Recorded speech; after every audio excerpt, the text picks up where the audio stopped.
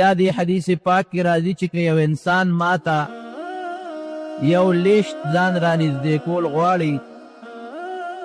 الله فرمایي زه ورته یو ګز ځان ور نږدې کوم، او که څوک ماته یو ګز ځان را نږدې کوي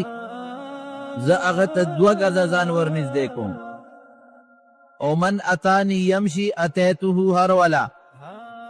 الله فرمایي که څوک ماته پیاده را رواني زه په منډه ورځم.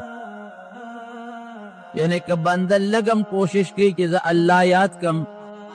او الله ته ځان نږدې کم او د الله نږدېکت حاصل کم، نو رب العالمین د هغې په نسبت بنده ته ځان ډېر زیات نږدې کوي. اوس وروڼو زمونږ نږدېکت سره او د الله نږدېکت سره د الله داسې نږدېکت نه دی لکه دا مونږ چې یو بل ته ورته رغاله وږو. زمونږ نږدېکت دا دی چې مونږ به په دې ژبه الله یاد کړو، په هر لفظ کې وي، که ته څوک الله الله کوي، که څوک سبحان الله والحمدلله وایي، که څوک لا اله الا الله وایي، که څوک د الله د کتاب تلاوت کوي، که څوک د الله نه دعا غواړي، دا ټول ذکر دی. که څوک درود شریف وایي لیکن د الله نوم دی، دا هم ذکر دی. نو زمونږ چې الله یادو د هغې دا مطلب چې په هره طریقه چې الله یاد کا، الله ته نږدېکت د الله په نوم راځي، د الله نوم په هره طریقه چې سړی په خیر والي د الله ته نږدېکت دی. او بیا د الله نږدېکت څه مطلب؟ هغه دا دی چې بنده د الله نه راضي شي، الله د بنده نه راضي شي او الله په بنده خپل رحم نازل کړي او خپل برکتونه او مغفرتونه پې نازل کړي، دا د الله نږدېکت دی. نو بنده ته الله حکم کوي چې ای بنده ما یاد کړه، ګورې ما ته ځان را نږدې کا، زه به تا ښه یاد کړم، په ښو به دې یاد کړم او تا ته به زه زیات در نږدې شم. حضرت موسی علیه السلام یو ځل د الله نه تپوس وکړ، وی الله هغه څیز راته وښایه چې بنده پې تا ته ډېر زیات در نږدې کېږي، داسې شی راته وښایه. الله ورته وفرمایل وی دا وایه چې لا اله الا الله، او دا ډېره ښایسته ښکلې معنا لري چې د عبادت لایق ما سوا د الله د ذات نه بل څوک نشته. چې موږ د چا بندګي کوو او چا ته سر ښکته کوو، عبادت څه ته وایي؟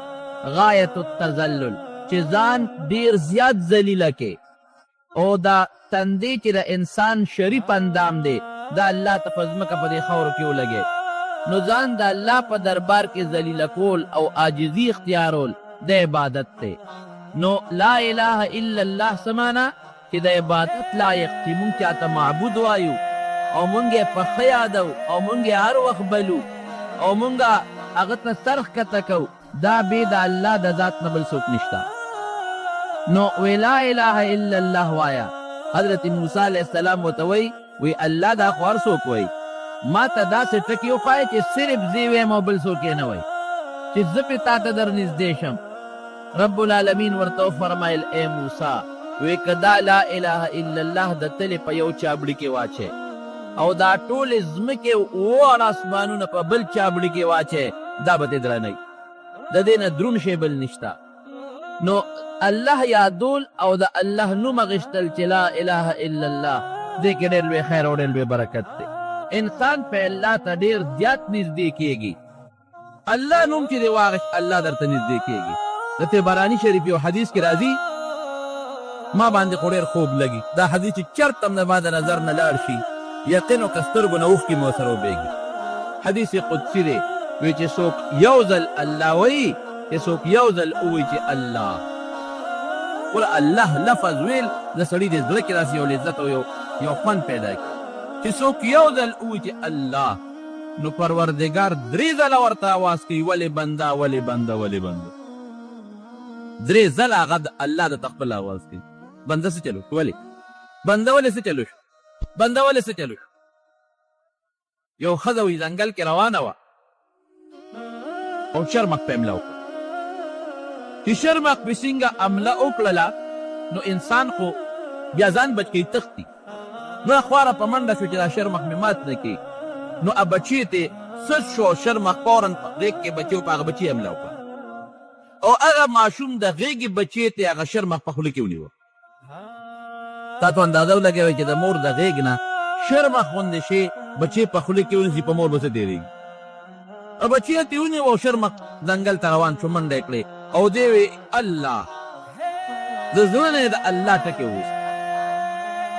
او دا د بني اسرائیلو د یو ښځې واقعه نبي علیه السلام ذکر کړي. داسې منګلت خبره نه ده، حضور پاک مبارک یې په خپله ذکر کړي چې دې ښځې وې الله فورا یو غیبي سړی راغی او هغه سره توره ده او په زمري په شرمخ یې حمله کړې. خو چې شرمخ دې سړي ته وکتل او تورې ته یې وکتل، په هغه هیبت راغی، ماشوم یې فورا وغورځول، شرمخ وتښتېد. دغې غیبي سړی هغه ماشوم راوچت او د مور لی راوړه، واله دا بچی دی. هغه خوشحاله شو چې خدای شکر دی چې د ما بچی بیا د ما غېږ له راغی. یعنې شرمخ چې ماشوم وتښتی، شرمخ به څه پوهېږي، اخو بیا قطرې قطرې کې او په جمدي ماشوم به چغې وایي او هډوکې او غوښې به هم ترې پرې کوي. دا دې څوک کړل، ته څوک یې؟ وی زه د الله غلام یم. تا د خولې نه الله لفظ وویسته، فورا ما ته الله حکم وکړه. او یو چل دی، یو وخت کې د الله د نوم تعظیم دی، بل وخت هم کړی دی. یاد دي یو ځای دې ډوډۍ خوړه او سوالګري اواز وکړه چې د الله په نوم خیر راکړي. نو تا سره اسم نو یوه نوړۍ وه د سره، هغه نوړۍ دې خولې ته اچولې وه او شخوند دې پرې وه، لکه غاښونه دې پرې ښخ کړي وو. خولې ته دې اوچته کړه او غاښ دې پرې ښخ کړه او سوالګري وي د الله په نوم څه شی راکړه. نو تا د خولې نه هغه نوړۍ واپس راوویسته او هغه سوالګري لرې ورکړه. د الله نوم دې واغېسته، زه پرېږده یو نوړۍ د ته وخوره. نو هغه وخت د الله د نوم ته لحاظ وکړه او د خولې نه دې نوړۍ وویسته او سوالګري له دې ورکړه. نو الله به د خپل نوم لحاظ نه کړي، د شرمخ د زمري نه یې نوړۍ وویسته او تاله درکړه. الله نوم کې ډېر بې برکت دی. مونږ ډېر غافله یو، ډېر زیات غافله یو. په غیبتونو مونږ ځان له دا خوله ستړې کړه، د دنیا په خبرو مونږ ځان له خوله ستړې کړه، یو بل پسې په بدو ټوله ورځ مونږ دا خوله ستړې کړه، الله هم په یاد نه کړه. او چې الله څومره بعضې خلک وایي یاره چې زړه مې پریشانه دی، زړه مې خفه دی، ډېر زیات پریشان یم. الله قرآن حکیم کې دم خوړی دی که نه، الا بذکر الله تطمئن القلوب. د الله په ذکر د په زړه کې اطمینان پیدا کېږي. الله یاد کا، زړه کې به اطمینان پیدا شي. د زړه کې اطمینان څه دی؟ سکون به پیدا شي، زړه به دې خوشحاله شي، زړه کې هېڅ غم به دې نه، پریشانۍ به دې ختمې شي. موږ نن ټول عمر د پریشانو نه فریاد کوو او آسان دم راته الله په خپله ښایي چې زما نوم اخله که نه. دا د پریشانیو علاج دی، دې سره پریشانۍ ختمېږي، دې سره سکون پیدا کېږي، دې سره راحت پیدا کېږي. الله سره پې جوړ راځي، جوړ. یو حدیث پاک کې راځي، نبی علیہ السلام فرمایي وی چې څوک یو ډله کې ناست دی او الله یادوي، ذکر کوي، الله یادوي، نو فرشتې یو بل ته آوازونه ورکي. د دې لپاره مخصوص فرشتې دي چې هغوی د ذکر مجلس کې ناسته کوي، هغوی یو بل ته آوازونه کوي، وی راشئ زمونږ چې کوم مقصد دی هغه پلانکي ځای کې دی، فرشتې راشي او د دې ذاکرینو ذکر والو نه ګیر چاپېره کیني. او نبی علیہ السلام فرمایي په دومره لوی تعداد کې راشي چې دوی د اسمان د غاړو ته دا فرشتې ورسي. چې کله دا ذکر خلاص شي، دا فرشتې دا خلق خواره شي، دا فرشتې الله ته لاړې شي. نو الله نبی علیہ السلام فرمایي ته ښه خبر دی، خو د دې ذکر دا فضیلت ښکاره کوي. نو الله دې تپوس کړي د دې فرشتو نه چېرته تللی وی؟ وی الله ته یو ځای یادېدې، یو قوم ته یادولې. نو موږ د هغه قوم سره کېناستو، د هغې نه ګیر چاپېره کېناستو. وی هغې څه کول؟ وی الله ته په ښو صفتونو یادولې. وی دوی زه لیدې ما چې دې یادولم؟ فرشتې ورته وی نه الله لیدلی خو یې نه. وی که زه لیدې ما ولیدم او د هغې نه پس به بیا څه حالي؟ وی پروردګاره دا خو لا ته لیدې نه، ستا قدرتونه یې لیدي دي، که تی ولیدې نو د دې نه به دې په ښه انداز کې یادوي. وی څه غوښتل؟ وی الله جنت یې غوښته. وی جنت یې لیدې دی؟ وی نه الله لیدې خو یې نه دی. وی که لیدې یې وی؟ وی پروردګاره کې لیدې وی نو بیا خو به شپه ورځ جنت پسې منډې والې او یادو بیا ستا نه به یې غوښته. وی د څه نه امان غوښته؟ وی د اور نه امان غوښته. وی فرشتو دې خلکو اور لیدلی چې امان ترې غواړي؟ وی نه الله اور خو یې نه دی لیدی. وی که لیدې وی بیا؟ وی که لیدې وی خو بیا به ته شپه ورځې منډې والې او ستا نه به د اور ستا په ذات به د اور نه پناه غوښته. وی نور یې څه غوښتل؟ وی ستا رضا یې غوښته. یو حدیث کې دا لفظ زیات دی، وی ستا رضا یې غوښته. دی زما په رضا څه کوي؟ وی الله تا غواړي، ستا خوشحالي غواړي. وی ښه تاسو ګواهان شئ چې دوی څه ووې دا مې وله قبول کړل. چې څه غواړي او ورکوم، څه نه چې پناه غواړي د هغې نه پناه ورکوم. دا فرشتې ورته وایي الله یو سړی دوه خو په لاره تېرېدل، د ذکر د مجلس ته نو راغلی، په لاره تېرېدل هسې پکې شریک شو، چا سره کار و د چا ملاقات نه راغلی دي، مقصد یې دا نو چې تا یاد کړي، خو د مجلس کې هسې کېناستل. نبی علیه السلام فرمایي چې الله دې فرشتو ته اعلان کوي چې دا کم هسې ورسره ناست دي یا چا له کار نه راغلي دي، د دې ذکر والو د برکت نه مو سره هغه مبخل. دارونو د ذکر فضیلت دی، الله په دې خوله یادول. ګوره چې ما څوک یادوي، لنډ مثال د عقل در کوم، چې ما څوک یادوي او زما په ښه طریقه نوم علي او ما ته څوک وایي چې فلانکي خو ته یادولې او په ښې ستا نوم اخېسته، زه به خوشحالېږم که به نه خوشحالېږم، دارنګې الله هم خوشحالېږي. لا زما صفت څه صفت ته نه که څوک یې کوي، او د الله صفت خو حقیقي صفت دی. الله کې خو دا ټول ښکلي صفتونه موجود دی او الله کې شته دی. نو بنده چې الله یادوي، د الله د ذکر ډېر لوی فضیلت دی. خواجه ابوالحسن خرقاني رحمت الله علیه یو ډېر لوی بزرګ تېر شوی دی، لوی بزرګ. دا یو عقلي خبره درته کوم. او ابو علي ابن سینا دا یو ډېر لوی طبیب تېر شوی دی، ډېر لوی حکیم و د خپلې زمانې ابو علي ابن سینا. او د طب هغه زمانه کې چې طب یوناني به ورته وي، دا د جړی بوټي والا طب، د دې ډېر لوی ماهر او الله وله ډېره لویه حافظه ورکړې وه او ډېر لوی صفات ابو علي ابن سینا کې الله پیدا کړي. د طب ډېر کتابونه عربۍ کې لیکلي دي. نو یو ځل چا ورته وی چې ابو علي ابن سینا تا خو په دا طب کې ډېره لویه او په دې فلسفه کې دې ډېر لوی نوم پیدا کړ، چې ته نیکانو سره هم نیکبخته کینو که نه؟ وی ځای چې ځو دې زمانه کې بزرګ او نیک سړی څوک دی؟ وی خواجه ابوالحسن خرقاني رحمت الله علیه. ځای چې لاړ شول، ورله لاړ مجلس ته. نو ابو علي ابن سینا ورته وایي مجلس کې ډېر نیکان خلک، بزرګان او د وخت چې کوم وزیران، دا هغه خلک هم مجلس کې ناستو، لویه حلقه ناسته ده خانقاه کې. ابو علي ابن سینا ورته وایي چې چا ورته تعارف وکړي، دا صاحب د بادشاه خاص طبیب دی، خاص حکیم ابو علي ابن سینا تاسو له راغلی دی. وی صاحب یو شی درنه غواړم تا له راغلی، ما خو ټول عمر د طب او د جړی بوټي او د انسان خدمت وکړ، یو څیز راته وښایه چې هغه زما دپاره تریاقي تریاق. لکه وایي موږ بعد چا له داسې یو دارو ورکو چې هغه له د وجود هر اندام نه فایده رسوي. نو ما له داسې یو شی ما ته وښایه چې یو ټکي وي، ډېر وخت حاضره نشته، او چې یو ټکي وي او ما ته پې روحاني طور هر ځای ته فایده ورسي. ابوالحسن خرقاني رحمت الله علیه ورته وایي وی لا اله الا الله وایه، اسان شی ورته وښو او وی دا به ستا علم پاک کي، دا به یې د ګناه نه هم پاک کي، دې سره به دې په رزق کې برکت پیدا شي، دې سره به د اخر هم ښه شي، په دې به درنه الله هم راضي شي، کور کې به دې هم برکت وي، د ژبې له ګناه نه به هم خلاصې، عمر کې به هم برکت وي، علم کې به هم برکت وي، د دنیا فایدې یې ورته ذکر کړې. نو ابو علي ابن سینا چې دی هغه وخندل، هغه وی چې داسې یو رکوټې غوندې ټکې او دومره ډېرې فایدې، د الله دا رکوټې نوم لا اله الا الله، دا خو هر سړی وایي، او دومره ډېرې فایدې. وی صاحب یو رکوټې غوندې ټکې او په هغې کې دومره ډېرې فایدې دي، یو ټکي کې به سي. خو د بادشاه طبیب و که نه، او بادشاه سره به ګرځېده او دا فقیران خو ورته هېڅ هم نه ښکارېدل، یو ټکي کې به څه فایدې کې دونه تاثیر به وکړي، یو ټکي دومره اثر کوي. نو دا فقیران بزرګان د چا پروا نه ساتي، وی خره ته په څه پوهېږي؟ هغه ورته وایي خره ته په څه پوهېږي؟ نو چې ابو علي ابن سینا ته هر لفظ ووی، بس هغه باندې خولې رالې، ځکه زه خو رسوا شوم، ما سره خو بلا نوکران د بادشاه د دربار راغلي دي او د مجلس کې هر قسمه خلک ناست دي. خولې خولې شو، خولې ته وبېدې، رنګ یې زیړ شو چې دې بابا له څه جواب ورکړم. ده خو زه وشرمولم او دې ملا صاحب خو زه رسوا کړم او خلکو په مخ کې راته ما ته خلک سلوټونه کوي، بادشاه سره یو دی په یو زین چې په اس د هغه پروت دی، په بله زما زین پروت دی، یو دی ورسره ګرځم، او ده ما ته نن خر وایي چې خره ته په څه پوهېږې؟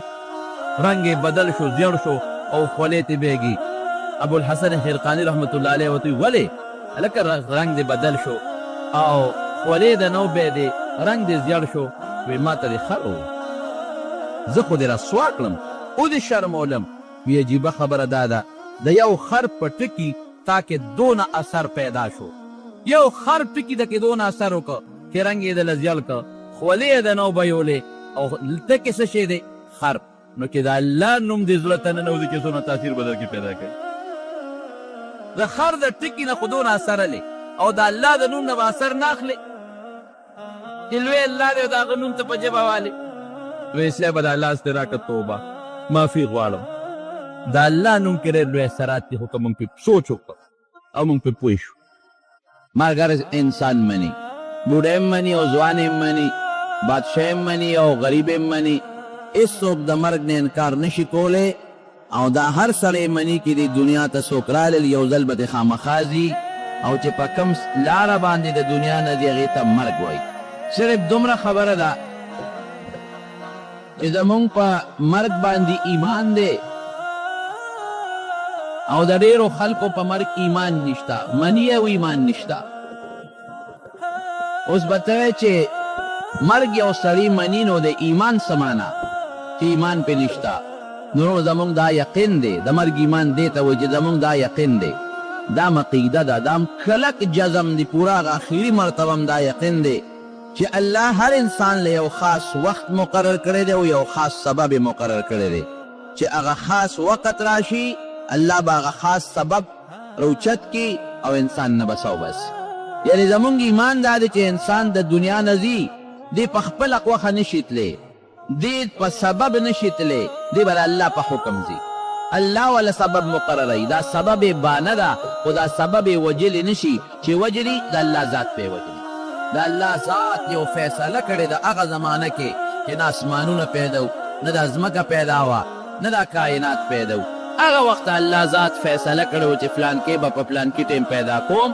چې اختیار بني دا زما خوښه ده او په پلان کې ټیم به ولې یو سبب برابروم او په هغه سبب به تې سا وباسم نه د دې اختیار شته او نه د پلار شته او نه د ډاکټر اختیار شته دې ته د مرګ عقیده او یقین او دا نور خلک څه وایي هغې وایي یاره دې ګولی مړ که دا ګولی نه دې بچ شوی نه به ومړ او دې پلانکي مرض مړ که او که دا ډاکټر له پلانکي له تللی وی نو دې به بچ شوی او دې پلانکي ځای کې مړ شو او که د دې ځای نه دې اخوا شوی وی نو نه به یې مړ د هغې دا خیال دی حضرت آدم علیه السلام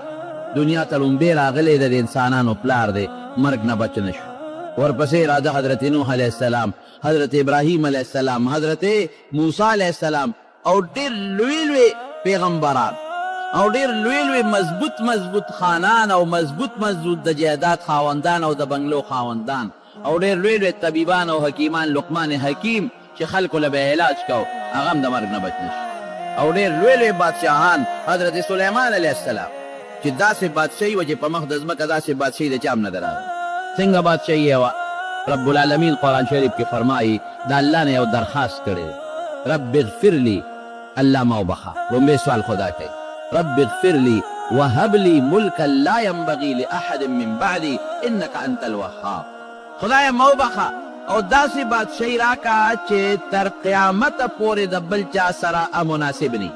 تر قیامته پورې داسې بادشاهي د بل چا را نشي داسې راله راکړه انک انت الوهاب او خدای تا کار ته کولی شي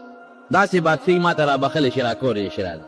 هغه دعای قبوله شو نبی کریم صلی الله علیه وسلم فرمایي وی هغه دعای قبوله ده وی یو ځل مونځ مې کاو نو یو شیطان دی هغه ما ته اوړي راوړي د مانځه نه مخکې یو شغلی راوړله او ما د اور شغله مخې ته غورځئ وی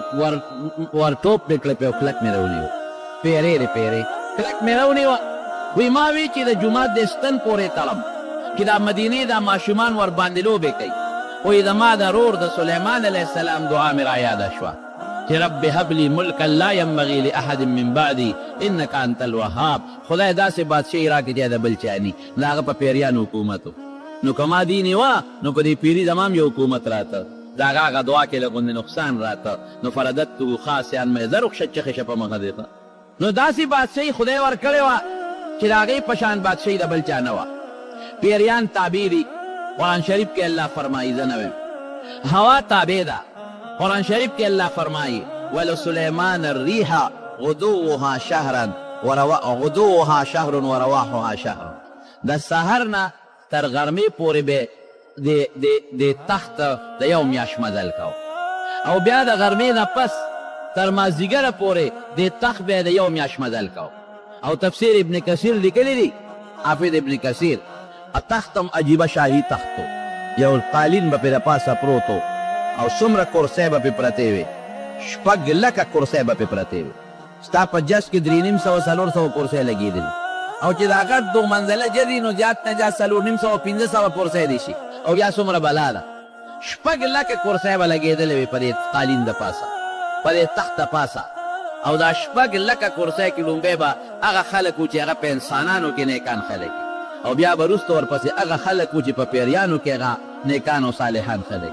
لوی شاهي دربار دی او په هغې کې دا تخت لګېدلی دی او مرغۍ پې د پاسه ابن کثیر لیکلی دی، د پاسه پې مرغۍ او دا وزر رقوي او د پاسه دي چې په دې باندې لکه د چترۍ سوري وي.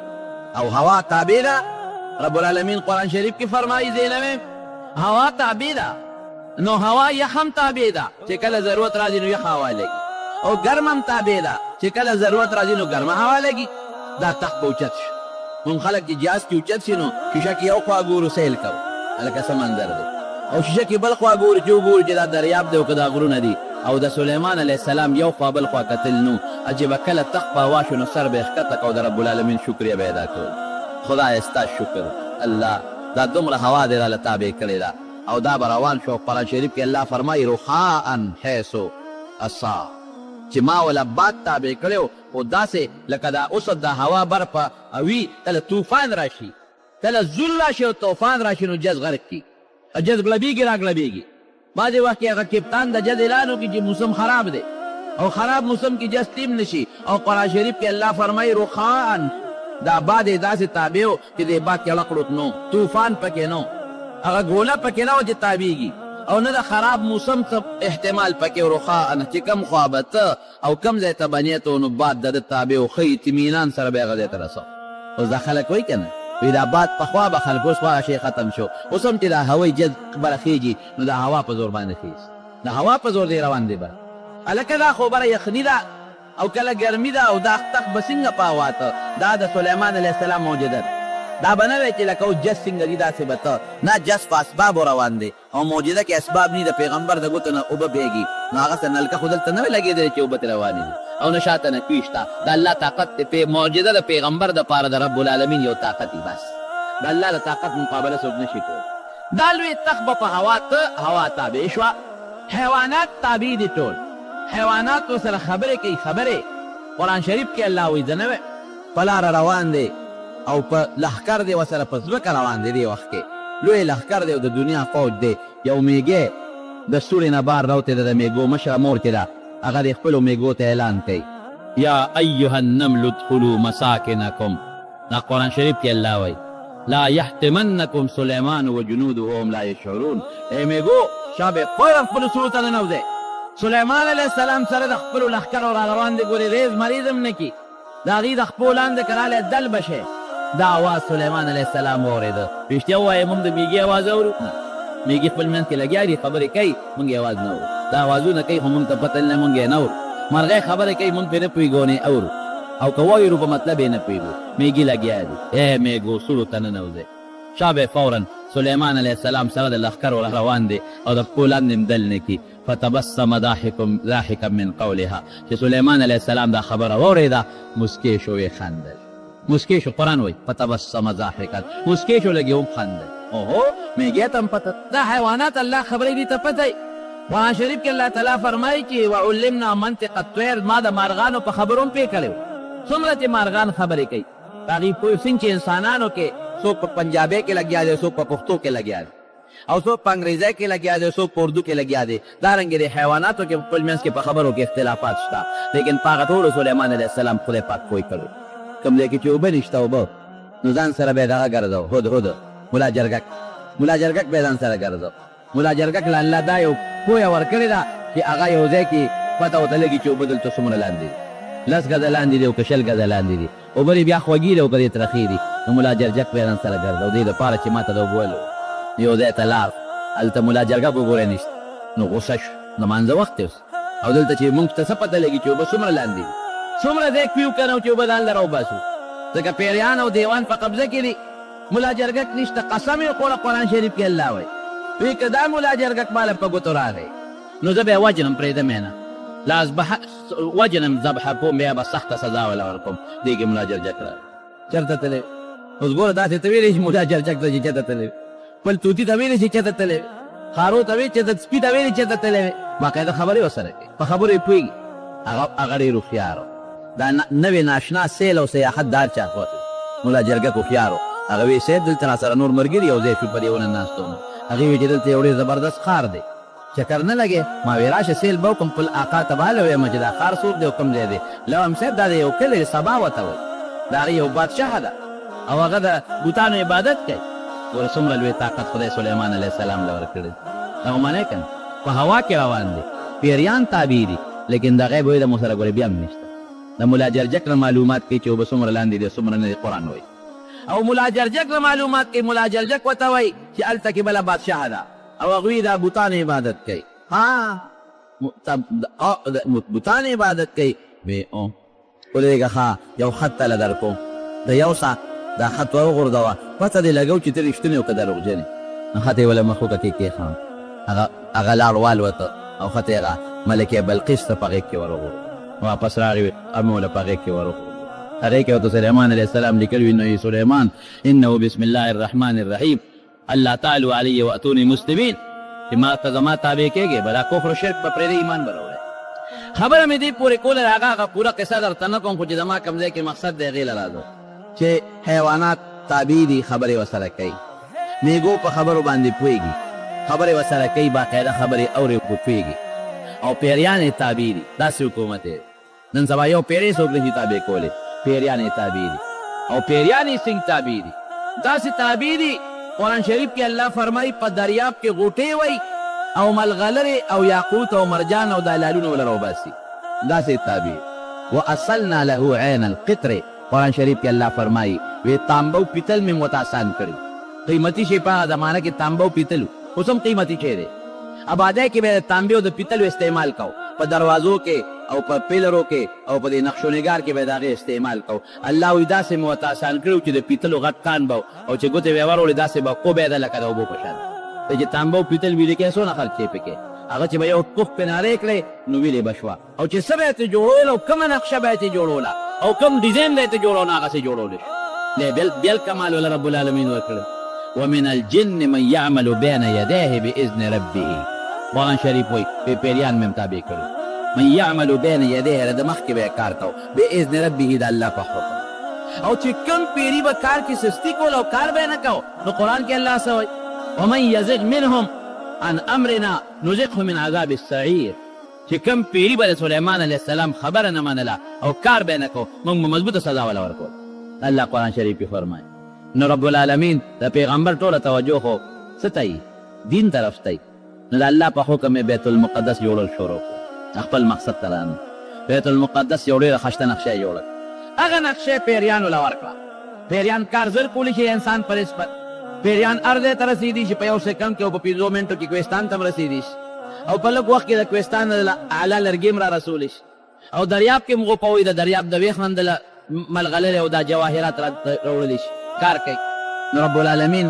په حکم باندې د بیت المقدس یو ډېره ښایسته مزېداره نقشه جوړه او پیریان یې راغونډ کړه دا نقشه والے او کار شروع کې بیت المقدس به جوړو يعملون له ما يشاء من محاريب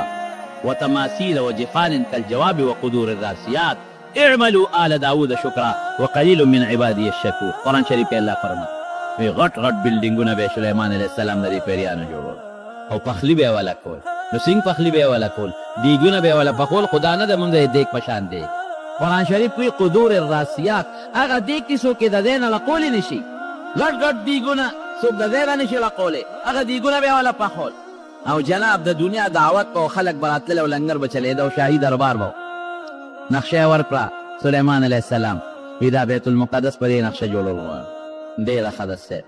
او دته رب العالمین حکم وکړه چې ته یو کوټې ته ننوځه دوی له نقشه ورکړه دوی به خپل کار کوي او ته یو کوټې ته ننوځه او زما د عبادت د اعتکاف نیت وکړه هېڅوک به تاله نه راځي ستا د رزق د ډوډۍ انتظام به زموي لکه اوس سړی جونګړې ته ننوځي چیله وبس څلوېښت ورځې دا بزرګان نیکان صالحان یا جمعات ته ننوځي او ځان نه څادر تو کي او څلوېښت ورځې څوک 2 میاشتې څوک 3 میاشتې اعتکاف یو چیله وباسي خو دله خو بچي او ملګري ډوډۍ راوړي که نه هغه پیغمبر دی د الله حکم دی نه یو شیش محل ځان نه جوړ کړه مزېدار هغې کې ښه په قلار کښېنه خپل عبادت کوه او د پیریانو ته داسې نظر کوه چې دې کار کوي او که کار نه کوي نور زما کار دی هېڅوک به نه راځي لګیا اوسه خپل عبادت کوه ډوډۍ انتظام به دله زه کوم د خپلو وزیرانو نه اجازت واغېسته چې تاسو خپل محکمې هر یو وزیر چلوئ بس زما خیري وزیر او په دې اخیري ورځو کې د الله په حکم زه د شیش محل ته د شیشو دې محل ته ننوتم ما سره د چا بس کار نه زه به د خپل پروردګار عبادت کوم او د داسې ځای کې محل جوړ کړی و چې دا ما ته بیت المقدس جومات بښکاري او د جومات کار مې د پیریانو ته حواله کړه دې پیشه جوړلی پیش هر وزیر ته خپل کار حواله دی ته زراعت کوه ته د خلکو منځ کې قضا کوه انصاف قایموه ته خپل جهادونه کوه د فلانکي وزیر د فلانکي او د فلانکي د فلانکي او فلانکي د فلانکي هر چا ته خپل کار حواله شو او بس نور د سلطنت کار تاسو ته ما منتقل کړ دغه شیش محل کې به زه خپل عبادت کوم د الله نه ستاسو ډوډۍ غواړم نه جامه غواړم نو به زما الله به زما انتظام کوي او پیریانو باندې به زما نظري تکړه شی تاسو کار کوئ دا نقشه او دې مطابق به تاسو کار کوئ بهترین طریقې سره بیت المقدس به جوړئ لګیا دې ورته ګوري او دقسې راکونټۍ راغشتې ده راکونټۍ او دې دقه دې خپلې زنې ته نیولې ده او د الله تعالی عبادت کوي رهبانیت زمونږ په امت کې منع دی مونږ خلک به عبادت هم کوو او خپلې بیبي سره تعلقات به هم ساتو او خپلو بچو له به رزق هم ګټو او خپل غم خادي به هم کوو او د جمع مانځله به هم راځو زمونږ په شریعت کې دا رهبانیت منع دی هغې دپاره دا جایز و په هغه زمانه کې چې که ته یو کال له شپږو میاشتې رمضان له شوې او هېچا سره تعلقات نی نو تاله جایز دی لګیا دی هغه خپل عبادت رهبانیت کې اکونټۍ راغشتې ده دقه زنې ته یې نیولې او د پیریانو ته دقه سې نیغ نیغ ګوري او د خدای ذکر وسکار کوي او پیریان لګیا یې دلادل کار کوي څوک لګیا دي خښتې راوړي دغه راوړي تیږې راوړي څوک ټایرونه راوباسي هغې باندې کار کوي او څوک تانبه او پیتل راوړي او په هغې کې لګیا دي کار کوي یو ورځ نه دوه ورځې نه په کلونو لګیا دی او خدمت کوي او هغه نقشه چې سلیمان علیه السلام ورکړې د هغې انجینرانو په مخ کې لګیا دی خپل کار روان دی او داسې ده ته ګوري چې سلیمان علیه السلام مونږ ته خیال دی که نه دی بل وایي او هلکه هغه دی مونږ ته نیغ نیغ ګوري ښه ور ډبل کا چې کوم پیري با خوا دې خوا ټول نورو پیریانو ته به یې اوچتې کړي او په دې دریا کې ورله غوټۍ ورکړي ومن یزغ منهم عن امرنا نذقه من عذاب السعیر قرآن شریف کې الله تعالی فرمایي هغې کې ځان له لکه څنګه چې دا ډوټو کې خلک وي په یو مشر دی د هغه مشرانو د پاسه نور مشران دي د هغې مشرانو د پاسه نور مشران دي ډبل کار کوي هغه افسران به تل د پیریانو داسې به کتل هلکه ګورې تکړه کار کوي ښه سلیمان هم نیغ دی په مونږ ته ګوري هغه سره الله څه چل کړی و د هغه نه خدای ښایستې و دې ته ډله والې ده او روح ته رب العالمین در کړی ساتې وتې ده خو د پیغمبر وجود دا خاوره نه خوري دا قانون دی نبی کریم صلی الله علیه وسلم وفرمایل چې تاسو راځئ په ما سلام اچوئ ستاسو سلام به زه اورم صحابه ورته وی د الله رسوله ستا وجود خو به خوري شوي نو ته به څنګه زموږ سلام اورې وی ان الله حرم على الارض ان تاکل اجساد الانبیاء وی الله په ځمکه دا حرامه کړی دی چې د پیغمبر وجود دی وخوري ځمکه به د پیغمبر وجود نه خوري بلکې یو روایت کې داسې دي چې الانبیاء احیاء یرزقون فی قبورهم پیغمبران په خپلو قبرونو کې جمدي دي رب العالمین رزق او روزي ورکوي نبی کریم صلی الله علیه وسلم چې معراج ته تکله نو وی فرمایل وی تلم وی موسی علیه السلام مې ولید حضرت موسی علیه السلام وی یصلي فی قبره په خپل قبر کې لګیا دی او خپل لمونځ کوي خپل قبر کې لګیا دی او لمونځ کوي موسی علیه السلام مې ولید نو د پیغمبر وجود نه خورې کېږي او نه د پیغمبر وجود ته خاوره او څه نقصان رسېږي رب العالمین یې ټیم پوره کړه د مرګ ټیم پوره شو سات یې لاره والوته سا لاره او سلیمان علیه السلام دقسې لګیا یې دې زنې ته یې لرګي خپله کونټۍ علمه کړې ده او ساتل اوس وروڼو تعمیر نیمګړی پاتې دی او سلیمان علیه السلام وفات شو دا د مقصد خبره ده رب العالمین ولې یو خاصه نیټه مقرر کړې وه که دا سلیمان علیه السلام له سا نه وې وتې او دې جمدې بیت المقدس خو لا تیار نه دی عقل څه وایي عقل خدا وایي چې دې جمدې او دې بار م راوتې د دې چکر م لګولې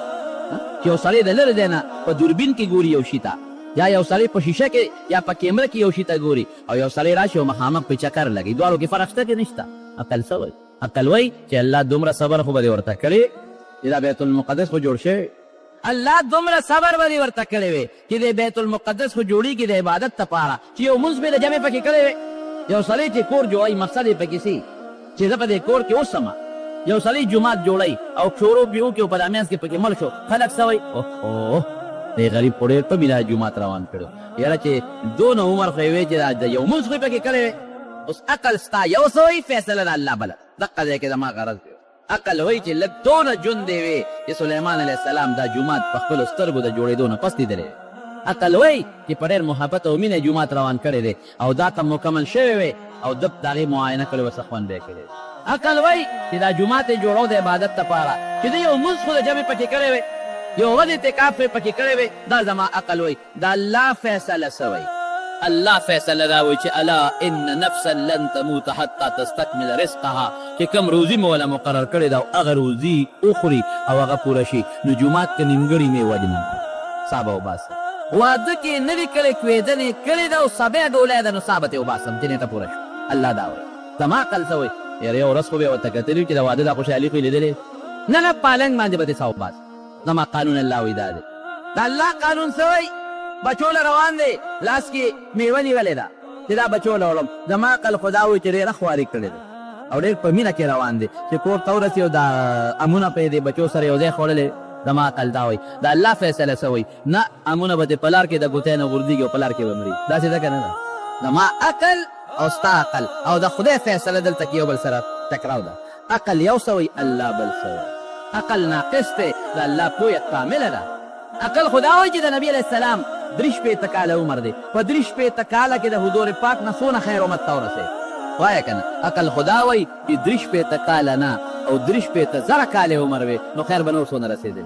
عقل وایي زه ویم افسوس زما به څو مري زما خو زیات نه زیات چې ډېر عمر م شي نو 15 دي شي او یا دي شي اتیا دي شي سل دي شي زه وایم چې زما د عمر د نبي علیه السلام مبارک وي نو امت ته به خیر دی رسېدلی داسې به تم وي داسې یو بله م وي داسې به بله م داسې ده که نه ده عقل زما دا وایي خدای څه وایي الله وایي نه باز 63 سال عمر مې ورله فیصله کړې ده دومره به ډېر راته نږدې دی ډېر مې نیازبین دی ډېر مې خوښ دی ستاسو نه مې ډېر خوښ مخلوق نه مې ډېر خوښ دی مخلوق مې د هغه نه مخه راوستلي دنیا ته او هغه سره مې ډېره زیاته مینه ده او د ګناهګارو سپارش به م پرې کوم ستاسو نه ماته نږدې د پیغمبرانو سردار دی خپل عقل دې مه چلوه خو زما فیصله دا ده چې عمر به 3 کالې په دنیا کې زیات کړي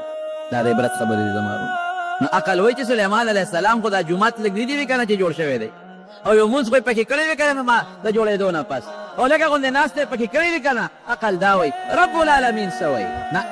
زما فیصله دا ده چې سا به ترې وباسم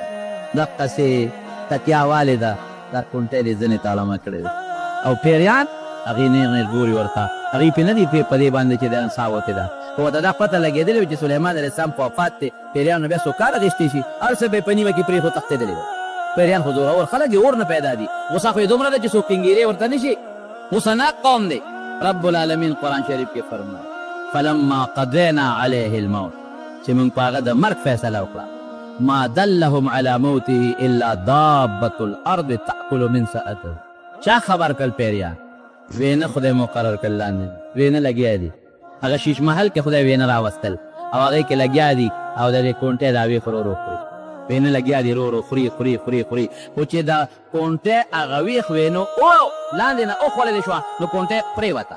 نو چې پرېوته نو سلیمان هم را پرېوته کونټۍ د وجې نه دلته کونټۍ علامه ده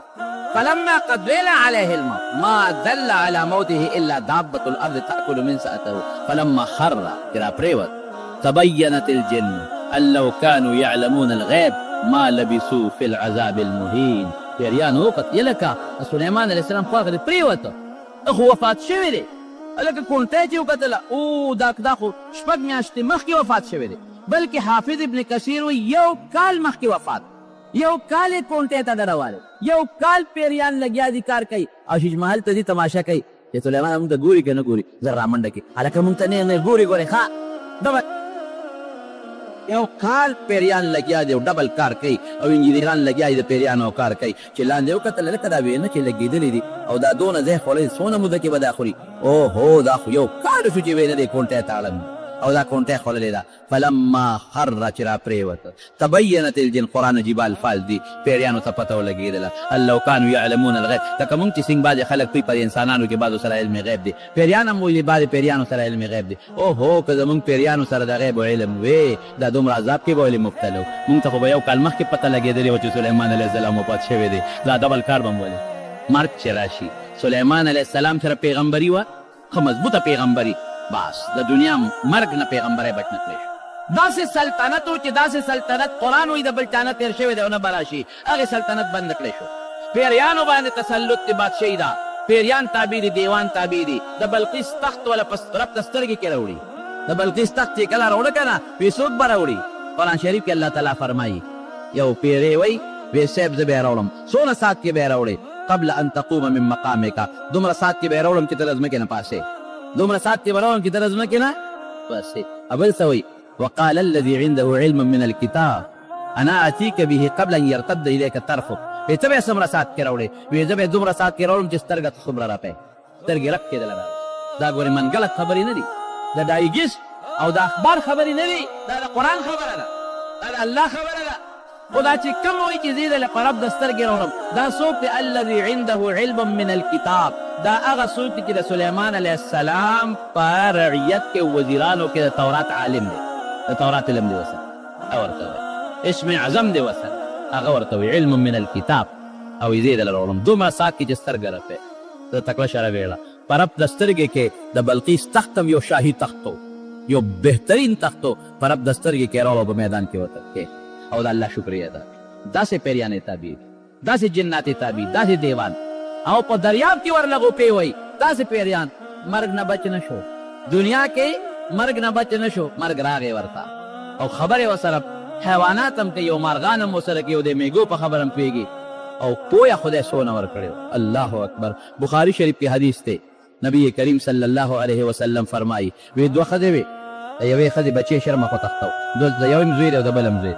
عجم دی چې کم پاتې شو یو وی دا زما بچی دی ستا هغه شرمښ تختولی دی بل وی دا زما بچی دی ستا هغه شرمښ تختولی دی اوس فیصله به په چا کوې یو وی دا بچی زما دی ستا هغه دی تختولی بل وی بچی زما دی ستا هغه تختولی دی لاغل حضرت داود علیه السلام سلیمان علیه السلام پلار هغه لاونه بچی دی مشرې سره چې کومه پکې مشره ده هغې وی دا بچی زما دی د دې هغه شرمښ تختولی دی هغې بلې ته وایي تا سره څه ثبوت ګواه شته هغې سره نه ثبوت او نه ورسره ګواه نو هغه داود علیه السلام فیصله مشرې له ورکړه چې بار راووته سلیمان علیه السلام ورته وایي څه چل دی وایي دقه چل شوی دی وایي بابا مې څه فیصله وکړه وایي دې مشرې له یې بچې ورکړه وایي ښه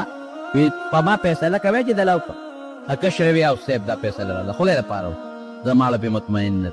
ټیک ته د پیغمبر فیصله ده زه منم انکار نه کوم تې راله وکړه وایي دې دله وکړم یو بس حکم یې وکړ چې چاله راوړی په دامیان به نیم کو نیم به د مشرې شو نیم به د کشرې شو زه خو داسې فیصله بچي به په دامیان دله اوس نیم کم نیم د مشرې شو نیم د کشرې شو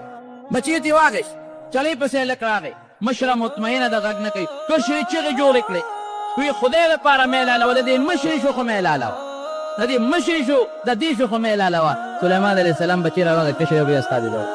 چا وی ته هغه څنګه وی بل پوټیم په لکه فرق رانه غو دې چغې فریاد جو کوم معلومیږي دا چې بچی د دې دی شور دی جوړ کړ زړه درزار د دې بچی جوړ کړ چې خیر دې که د هغې شي خو بچی خو د ما مخکې د شنېدو نه بچ شي که نه نیم کېدو نه بچ شي دې ته پویه فهمناها سلیمان قرآن شریف کې الله وایي دا پویه موږ سلیمان علیه السلام له ورکړې ده پویه څومره پویه هم بچ نه هغه د هوا تابعوالي هم بچ نه که او چې بیت المقدس نیمګړی دی خو چې ټیم پوره شو سا لاړه ډېر لوی عبرت دی زموږ ستاسو دپاره په دې ډېر خلک وایي یاره جي د اخو اله ځواني وه ځوانی کې مړ شو ډېر خلک وایي یاره جي لاس کې فروټ راغېستي و بچو له وړل چې دا خو یې کور ته رسولی ډېر خلک وایي یا چې پلانکي اسپتال ته تللی وې پلانکي ډاکټر له یاره بچ شوی به وي ډېر خلک وایي یاره چې دې سړک نه لوې تللی او دې په دې ته چا وې چې په سړکونو ګرځه دې په کور کې وې دې بچ شوی به وي ډېر خلک وایي هلکه دا تماچه پې خلاصه شوه او ولګېد یاره دته چا وې تماچو سره لوبې ټیک ته خپل اسباب به ساتې خو خدای سره کم وخت مقرر کړی دی کم سبب کم ټیم کم ورځ کم ازمته قسم په الله که د هغې نه بدلېدل شته خبره خو دې کې هېڅ فرق نشته مرګ داسې یو حقیقت دی خلاصېدی ته نشي حضرت ابراهیم علیه السلام نه چې کله ملک الموت راغی وی الله راولېږلم ستا نه څه وباسم ټیم دې پوره هغه عجیبه خبره ورته کوي وی زما یو سوال جواب به الله له ورسوي وی یو وی ته الله ته ووایه چې ابراهیم علیه السلام ابراهیم و چې زه ستا خلیل یم خلیل خاص دوست ته وایي نو هل رأیت خلیلا یقبض روح خلیله داسې دوست راته وښایه که نه چې دوست یې وجلی دی زه ستا څنګه دوست یم چې ته ما وجنې ما نه څه وباس ملک الموت لاړ رب العالمین لا واپس راغی ابراهیم علیه السلام ته الله ته زما سوال جواب ورسو وی الله سو فرمایل وی الله فرمایل چې ته دې زما دې خلیل ته ووایه هل رأيت خلیلا یکره لقاء خلیله چې داسې دوست چې ته لیدلی چې د خپل دوست ملاقات یې نه خوښ ته زما څنګه دوست چې زما ملاقات ته نه دی خوښ نو د مسلمان دپاره مرګ تحفه ده خو چې دی پوره سوچه کامل مسلمانی الله دې موږ سوچه کامل مسلمانانو ګرځي تحفه ده او کافر دپاره د خدای قهر او غضب دی لو یعمر الف سنه افسوس چې زمونږ زر کاله عمر د دې نه هم زیات ځکه هغه صرف دنیا د آخرت خو یې نشته شکر دی الحمدلله موږ له خدای جنت پیدا موږ له خدای د آخرت خوشحالۍ پیدا بس پېښور ته دی نو شل لارې دي په یو به دی په بله به لار شي نو بله به پرېږدي په بله به لار شي آخرت ته جنت دوزخ ته د مرګ د لارې نه بغیر بله لار شته دی نه وی ښه بیا مرګ دی وی بته اوسنی وی ټیک دی دا مې قبول نشي خلاصېږي یو عالم خوب ولي وی خوب وینم چې یو زمری راپسې لګېدلی زه ترې مخکې یم او دا زمری راپسې زه منډه وم او زمری راپسې ځنګل ته لاړم وی ځنګل ته چې ورسېدم یو اونه وه ما هغه اونې ته ټوپ کړې اوچت شوم دا زمری راغی او د اونې د یوې ښکې راته ودرېد وی لږ غوندې خو مطمئن شوم چې دا لکه زمری خو اونې ته نشي راختېدی زه په دا اونه کې به ناست یم دا زمری به ستړي شي اخر به روان شي خو هغه نه ځي وی خوب اوس خوب کې خو سړی سوچ بل شانتي وي وی مې چې دا به تر کومې په اونه کې ناست یم یو غټ خرام و د اونې وی په هغې ورو مې ځان وتوښو او د هغې خرام سر له مې ځان ورسو په دې سوچ چې د خرام نه به ټوپ کړمه نو چې زمري تر څو رارسېدي خو د تنې سره ولاړ دی نو زه به ترې تښتېدلی خوب وی چې لاړم هغه خرامه مې ونیوه او ځان مې ځولند کړ چې ټوپ وامه چې ځان مې ځولند کړ چې لاندې مې وکتل نو لاندې مې کوي دی د خپو لاندې او یو ډېر تاترین کوي دی او په کوي کې یو اجدها ښامار دی او خوله یې وازه کړې او دا زمری راغی د کوي پرې غل راته اوهو دا څه په بلا وړېد په اونه کې مطمئن ناست وم دا خو بس یو سړی د څانګې پورې ونښلي او ځار شي بیا ونې ته ختې نه شي اوس خو زه واپس ونې ته هم نشم او دا لاس به مې ستړي شي اوس لږ ساعت پس نو یو بلا او دا دوه بلاګانې ته د کوي غاړې ته پرېوتم زمري مې خوري او که کوي ته پرېوتم هغه ښامار سره څه کوې وی په دې سوچ کې چې د اونې د خرام ته مې وکتل نو په هغې تورې سپینې مږې نښتې دي کر کر کر کر لکه د هغې په شانتې خورې او د نیمې نه زیاتې خرام پرې کړی دی لږ غوندې پاتې دی وی ما خو چې زه زما لاس به ستړی شي نو به غورځېږم دا خو که ځان ډېر هم ټینګم خو دا لږ غوندې ځای خرام پاتې دی باقي خو د سپینو او د تورو مږو راله پرې کړی دی دا به شي په دې هیبت کې راویښ چې راویښ نو کړه استاد لاله وی صاحب داسې خطرناک د هیبت خوب مې لیدلی وی دا خو تا ته رب العالمین د خپلې زندګۍ او د ژوند ټوله نقشه وښوله دا څنګه وی دا کم خرام پورې چې تا وی دا دا ستا ژوند دی ژوند دا زندګي ده او دا کمې تورې سپینې مږې چې ته ولیدې چې دا خرام پرې کوي دا سپینې مږې ورځې دي او دا تورې مږې شپې دي دا شپې ورځې لګیا دي ستا د ژوند خرام پرې کوي رښتیا ووایه څو د 50 کالو دی نو 50 کاله یې والا خرام پرې کړی څونه به پاتې ډېر لوی خرام د ژوند زمونږ ورې کټ شوی دی که چېرته عمر هم یا شي نو یو معمولي توتن کې پاتې دی که عمر هم یو ورځې یو پوټې غوندې پاتې دی که عمر هم یو کالي لږ پاتې دی که عمر هم 10 کالی نو 580 تېر شوي دي اندازې ته ګوره څونه خرام پاتې دی معمولي غوندې پاتې دا تورې سپینې مږې دا ورځې شپې دي او ستا د ژوند دا خرام چې دی لګیا دي کټ کوي درې د نیمې نه زیاتوالی دی او دا توی چې د ښکو لاندې دا قبر دی او دا په توی کې چې کوم اجدها ښامار دی دا مرګ دی مرګ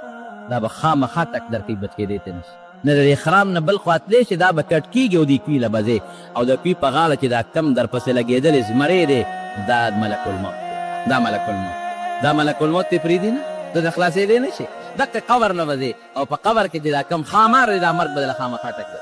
دا حقیقت دی د دنیا په دې ژوند موږ څومره فخر کوو موږ وایو دقه ژوند زموږ زندګي ده اخرت یې مرګ بالکل یې دی وی چې کله رب العالمین نبی کریم صلی الله علیه وسلم سره چې دا انسانان الله پاک د حضرت آدم علیه السلام د شانه پیدا کړل دا دونه واړو واړو کوټي کوټي نو مخامخ یې ورته ودرولو چې مخامخ یې ورته ودرولو نو دې کې الله تعالی نمونې او نښې پیدا کړې وې چې دا مالدار دی دا غریب دی دا روغ دی او دا شل دی او دا ښکلی دی او دا بدرنګ دی دا نښې نښانې وکړې نو حضرت آدم علیه السلام په هغه نښو نښانو د خپل اولاد وپېژند د الله نه یې تپوس وکړو چې الله دا څوک دی وي دا زما ستا بچي دی الله دا فرقونه دې پکې ولې پیدا کړي هلا سویت بین عبادک ادي یو شان ولې نه پیدا کړو چې ټول خشته وي ټول روغ وي په صحت برابر وي او ټول مزېدار دا فرق دې ولې کړی دی رب العالمین وفرمایل دا دې دپاره چې دې زما د نعمت شکریا دا چې کم په یوه سترګه ړوند دی دې به د دواړو سترګو ړوند ته ګوري نو زما شکر به ادا دا چې کم په لاسو شل دی دې به دې ته ګوري چې د خپې خو مې روغې دي که نه په سترګو خو روغ یم که تا چې کوم په سترګو ړوند دی ابو د لاسونه پېښو مې روغ دي شل خو نیم چې په فوټپاتونو توخېږم ته کم بدرنګ دی دی بوی د یاره که بدرنګ ما او د امریکې او د برطانیې والا په شان سور سپین نیم خو شکر دی هغوی سره ایمان نشته ماله خو خدای ایمان راکړی دی هر چا کې خدای پاک داسې یو خاص نعمت ایښودی دی چې دی د ځان نه لاندې ته وګوري به د خدای شکر یاد آی او که ځان نه لاندې ته نه ګوري بره ته ګوري د خدای شکر نه شي ادا کړو نو وی په دې کې بعضې بچیو د آدم علیه السلام چې د هغې د تندو نه ډېرې تېزې رڼاګانې نو ده د الله نه تپوس وکړه الله وی دا پکې څوک دی وی دا ستا په اولاد کې پیغمبران دي وی د یو کس د تندي نه ډېره غټه رڼا نو آدم علیه السلام وفرمایل چې الله عرض وکړو چې دا پکې څوک دی چې د تندي نه ډېره تېزه رڼا دي وی هذا ابنک داود دا ستا یو نوسیر داود دی علیه السلام نو سجدې ډېرې کړي او الله ته جړاګانې دی الله عمر دی ولا څونه مقرر کړی شپېته کاله نو آدم علیه السلام ته الله دا ښودلی و چې ستا به زر کاله ومر چې د دې ته وکتل چې زما زر کاله دي او د ده خو شپېته کاله دي زر او شپېته دا خو ډېر کم وی الله له عمر ول لږ زیات وی نه ما هر چا له خپل مقرر عمر لیکلی دی هغې کې نه یو سکند مخکې والی کېدی شي نه رستو والی کېدی شي وی ښه الله که زه ولې د خپل عمر نه لږ غوندې ورکړم وی انت وذاکه دا ستا وله ده خبره خو ګورې ستا به کمیږي عمرونه ما ته لکه یو سړی 1000 روپۍ چاله ورکړي چې دا په دې لسو تقسیم نو که یو له سل ورکوي نو هم ټیک ده د یو له 200 ورکړي نو بل له به کمې ورکړي هغه روپۍ نه زیاتېږي د یو به زیات شي د بل به کمیږي نو که ته دله ورکې ورکه خو ګورې ستا به کمیږي وی ښه الله زما د عمر نه وله 40 ورکړه 40 وله ما ورکړه دی ولې 40 ورکړه او 40 خو ډېر شی دی د آدم علیه السلام جنت کې او جنت کې عمر لا شمېرلی کېږي نه دا زمانه دلته په دنیا کې شروع کېږي هغه ته خو زر کاله چې دا خو ډېر لوی شی دی وی چې آدم علیه السلام کله دنیا ته راغی دا خپل عمر به شمېره نو چې 40 کم زر پاتې شو ملک الموت ورته وایي ستا ټیم پوره دی آدم علیه السلام ورته وایي سوچ نو وایي زه خو الله راولېږېدم ستا وخت پوره دی وایي 40 کاله مې پاتې ما ته الله زر ویلي او اعده دې شمېرم 40 پاتې دي وی ولې تا خپل نوسي داود علیه السلام نه دي ورکړې وی نه دروغ یې نه دي ویلې په قرآن کې الحدیث کې نبي علیه السلام نسیه و جحده یېرو نو ده کې انکار لکه د هرې عالم مثال داسې دی لکه سړی چې خوب وویني چا ته خوب یاد یو چا نه یېري نو انکار یې وکړو نو بچو یم یېره راځي او د خبرو نه انکار کوي یو سکند ورته صبر ونه شو مکه 40 کم زر باندې ته ساله پوره ټیم پوره دی پاس نو چې هغه مخلوق پیدا کړه دیمه خبره پکې وره نو فرشتو الله نه تپوس الله وی دا چې د دنیا کې بیا دا څوک دي وی دا د آدم علیه السلام اولاد دی دا به دنیا کې پیدا کېږي وی دا به هم دونه والو والو وي نه نه دا خو به غټ غټ وي دا خو به ډېر شی وي وی الله دا به دا دنیا کې څنګه ځایږي بیا ته خو ایربونه نه هم زیات دي نو چې دا دې ته غټ غټ وجودونه ورکې نو دا به په دې دنیا کې ځایږي څنګه الله فرمایل مرګ به پرې راولم څه به ځي او څه به راځي یو ځای به نی دا ټول څوک به ځي څوک به راځي چا نه به ځمکه خالي کوم او په چا بیډه کوم نو فرشتې عجیبه خبره کوي وی الله چې مرګ دې ولا مقرر کړو د دنیا نه ځي دې خوشحالونه دې دنیا ژوند به څنګه تېروي هر وخت به د مرګ پسوس نن مرګ راځي او سبا راځي نن راځي او سبا راځي نو چې د چا مرګ په ذهن کې وي اب ژوند څنګه تېروي اب چا سره د خوشحالۍ خبره څنګه وکړي اب چا سره ژوند څنګه تېر کړي الله وی د دنیا د لذتونه به ورته داسې خواره کړم چې د مرګ به ورته یاد نه یېر به داسې ده اوس که نه د دنیا بچي او مال او دولت او کاروبار داسې په دې ذهن کې خوب دی چې مرګ نو مرګ یو حقیقت دی څوک انکار نشي صرف یو خبره ده اخر کې درته وایم چې د مسلمان دپاره مرګ تحفه ده موت المؤمن تحفه د مسلمان مرګ تحفه ده تحفه ولې حدیث کې د هغې تشریح راځي چې موت مرګ هغه تحفه ده یوصل الحبیب الی الحبیب چې دوست د دوست سره ملاوي مسلمان الله سره ملاوي مسلمان جنت سره ملاقات کېږي د مسلمان د الله سره ملاقات کېږي د مسلمان د پیغمبر سره ملاقات کېږي دونه عظیمه تحفه بله کومه کېږي زموږ د دارالعلوم دیوبند اکابرو کې یو لوی بزرګ تېر شوی دی دی لوی بزرګ نو مې منه دې وخت تېر شو هغه چې کوم وخت کې وفات کېده دا شاګردان ترې نه ګیر چاپېره تودي نو هغې ورته وایي چې نه شیولي صاحب نه نو ګیر چاپېره ترې شاګردان تودي نو هغې ورته وایي چې صاحبه خدای دې جوړ کړه او مونږ به دعا ورته کوو چې الله دې جوړ کړو خیر دی دا بیماري سخته په انسان باندې راځي الله به دې جوړ نو چې دا خبره یې وکړله نه ورته غوسه شو وایي خدای دې جوړ کړه او خدای د دنیا عمر زیات کړه هغه دې ورته غوسه شو وایي چپ ما مخکې دا خبرې کړې کوم شی چې زه د الله نه غواړم نو ما له په هغې کې نقصانونه راوباسې کوم شی چې نه غواړم نو ما له د هغې دعاګانې کوې چې واپس به دنیا کې پاتې شي غواړم د خدای نه اوس که ته وایې چې د مرګ تمنا خو منه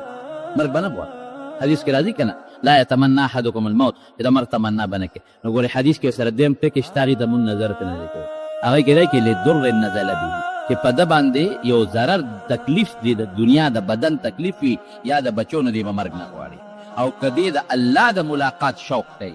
دی د پیغمبر د ملاقات شوق کوي دی د جنت د ملاقات شوق کوي یا په دنیا کې د دین په فتنه کې مبتلا کیږي بیا دا جایز سوال جایز ما ته به دا خبرې نه کوي زه خو د خدای نه غواړم ما له یو دعا وکړئ شاګردانو ته وایي چې د ما الله ایمان نصیب کړي دغه دعا ده نه غواړم موږ د خپل پیغمبر امتیان یو ان شاء الله کې موږ له خدای د پیغمبر قرب او نزدېکت راځي ایمان نیم خدای نصیب کی سره د نیک عمل نو د نیک عمل سره کې ایمان نصیب شنو مت تحفه ده تحفه او چې ایمان نصیب نشو یا نیک عمل دې نصیب نشو یا ګوره تباہی نو خبره مې د دې پورې کوله چې مرګ یو حقیقت دی هېڅوک ته انکار نشي کولی او زمونږ په ایمان دی او مرګ به ځان ته کله کله یادی کفا بالموت واعظ چې مرګ دې ځان ته کله کله یاد ته د دې نه بهترین نصیحت بل نشته الله دې زمونږ مرګ د ایمان نصیب وګرځوي تاسو یو ځل دا خبره کوله چې اوبو کې یوه سیپیره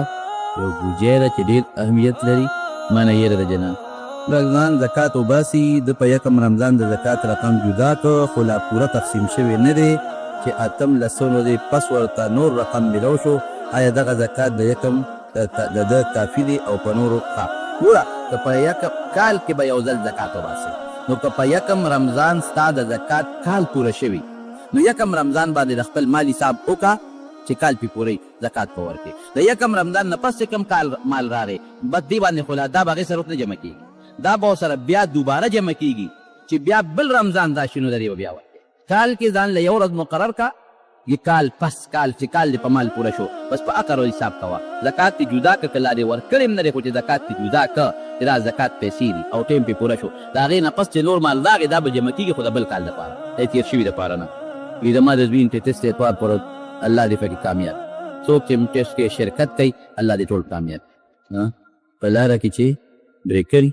څه مطلب شي الله کری نو څه خبره مې نورې سونې لیکلې بریکري نو بریکر کیسه کوي دا اوکې